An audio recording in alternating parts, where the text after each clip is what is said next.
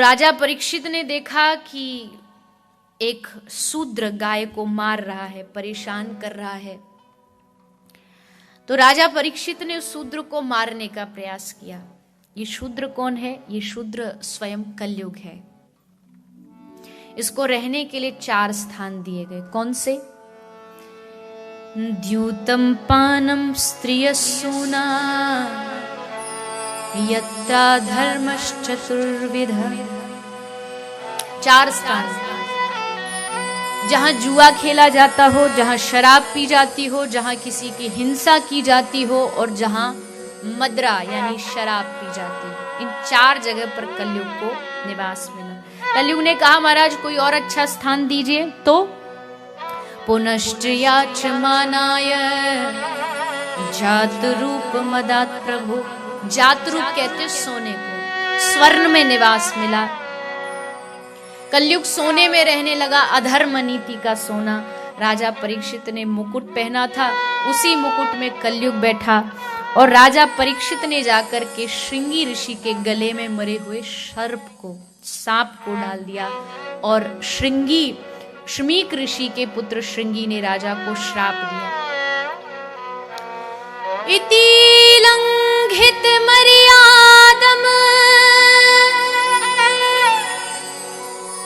तक्षकः सप्तमेहनी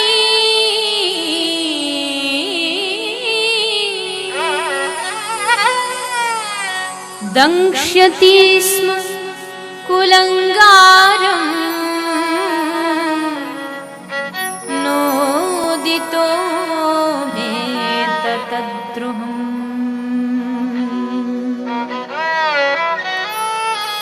आज से ठीक 7वें दिन इस राजा की मृत्यु होगी, ऐसा श्राप लगा।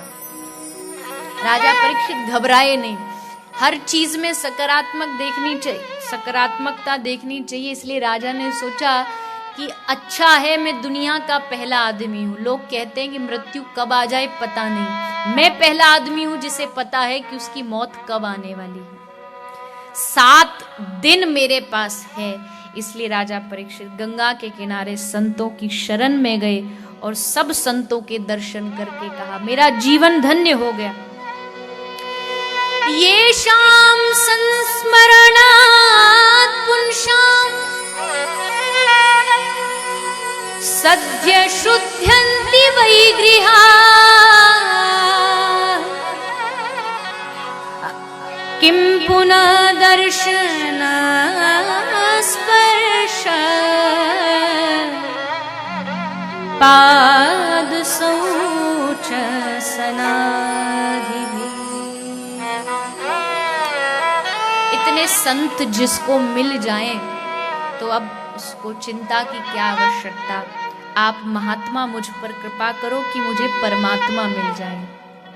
तभी तत्राभवद भगवान व्यासपुत्रो, शुकदेव जी आए और 16 वर्ष के शुकदेव जी ने राजा परीक्षित को श्रीमद् भागवत का गान सुनाया। 7 दिन तक इस राजा को बताया कि जिसके पास भागवत हो उसको मृत्यु से डरने की कोई आवश्यकता नहीं है। राजा परीक्षित को 7 दिन तक श्रीमद् भागवत श्रवण करने का अवसर मिला। आप हम सबको भी ये अवसर मिला है कि हम 7 दिन यहाँ इस मंदिर में बैठ करके, इस धरा पर बैठ करके भागवत का श्रवण पान कर सके। और पूर्व की भांति मैं कहूँ, इस कथा का एक ही उद्देश्य है, आप हम सब भगवान के और नज़दीक जाएं और करीब जाएं, उनको इतना जाने कि हमें भगवान से प्रेम हो जाए। उसी उद्देश्य को लेकर के कल पुनः हम एकत्रित होंगे और भगवान की इस कथा में स्नान करते हुए अपने जीवन को धन्य करेंगे।